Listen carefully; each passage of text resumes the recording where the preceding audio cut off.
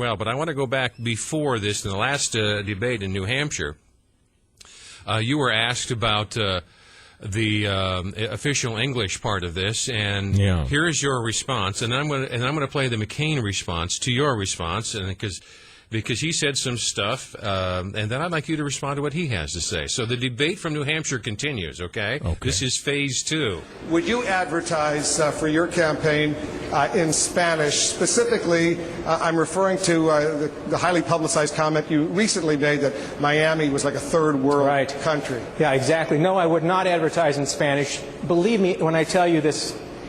English, the preservation of the English language is important for us for a lot of reasons, not the least of which is because it is what holds us together. It is the glue that keeps a country together, any country. Bilingual countries don't work, and we should not encourage it. And even in the bill that Senator McCain is pushing, he says that he supports that it supports English only, or official English. It doesn't go on to tell you, but of course he says that we're going to codify President Clinton's original plan, original executive order signed that said all papers produced by the government have to be in various languages. No, it is absolutely wrong. English is the language of this country. And you know what? We should not be ashamed of that. It's a good thing, and it holds us all together regardless of where we come from, regardless of our backgrounds, our histories. It doesn't matter. We need that thing to hold us together. Thank you. All right, and Senator McCain, since you made an oblique reference to him in that. An oblique? Let me think if I could have made it any more time. Just give it. And then he got up and responded thus. Muchas gracias.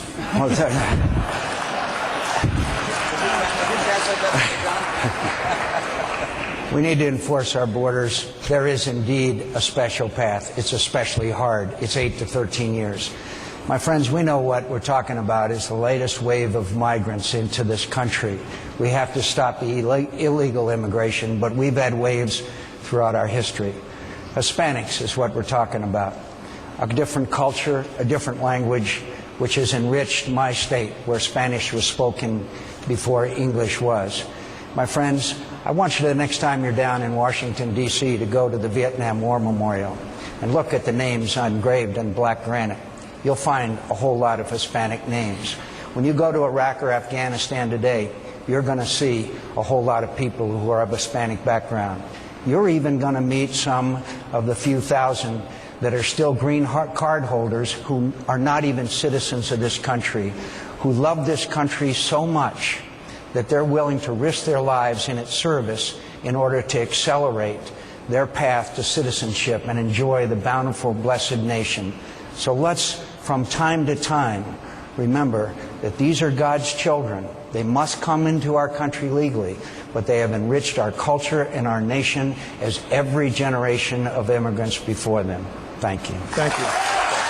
Now, I know you were itching to respond. You have no way to do so. That's right. And to continue the conversation right at that point. Well, of course, everything he said in terms of, especially about people serving in the military, the enriching, the aspect of enriching our own lives and our own culture, that's all true, but it has absolutely nothing to do with the question that was asked. Nothing. You know, the question dealt specifically with the emphasis on the Spanish language, that he was playing commercials in Spanish. And what does that mean? What are the implications for that? He turned the whole thing into this thing about if you believe that the English language is important to maintain, you are a racist. Mm-hmm. That it has some racial implications. Well, it does not. Bilingualism, as I said, bilingualism is not good for a nation that is as diverse as ours, because we do have people coming from so many different places, with so many different backgrounds. It is imperative that we have some one thing, at least, that does hold us together. It is a language. And we can look, and again, it has nothing to do with the people who have served in the military, the names that are on the wall, the Vietnam Memorial, the people who have green cards, the people coming in legally into the country. That's got nothing to do with this issue. It's demagoguery, that's true, to try and cast this issue in that way.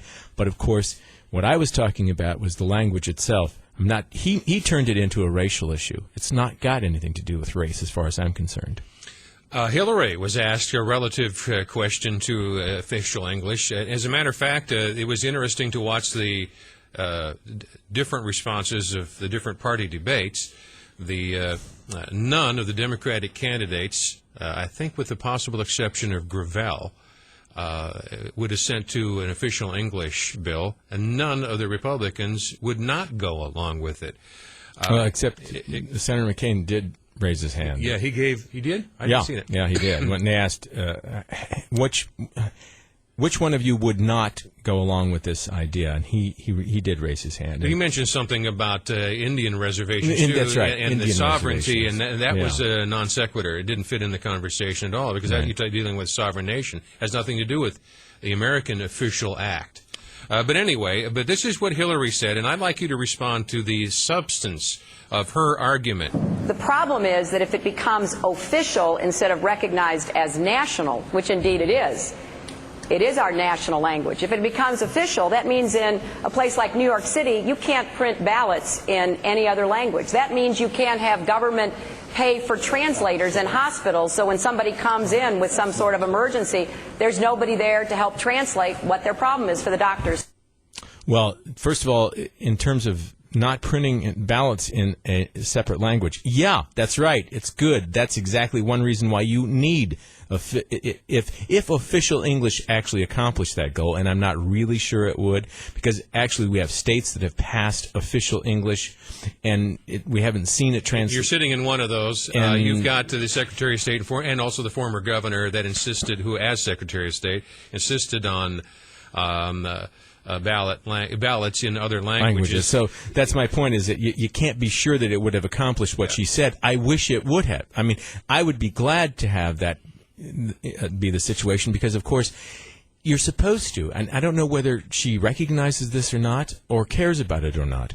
But the fact is, in order to become a citizen of this country, which you're supposed to be in order to vote, right? I mean, it doesn't always happen that way. Right. But you're supposed to be a citizen, and in order to be a citizen, you're supposed to be able to speak and write English. That's the law. That's the law. That is correct. So therefore, why would you need a foreign language ballot for any level of election at all? Absolutely. Now, because we don't enforce the law very often, and because they also know that people are voting in elections who are not citizens of this United States, and oftentimes, of course, voting for Democrats, they are fearful of actually making it difficult for somebody to do that. What about the second part? It says, well, you can't even provide translators then for people who are getting emergency treatment in hospitals.